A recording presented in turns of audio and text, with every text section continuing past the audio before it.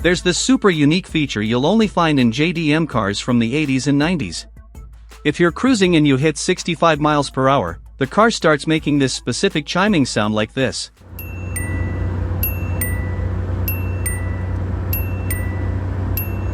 Japanese automakers actually built this in to basically annoy the driver, but in the most polite way possible. And why chiming start at 65 miles per hour? Because back then, the average highway speed limit in Japan was around 60 miles per hour.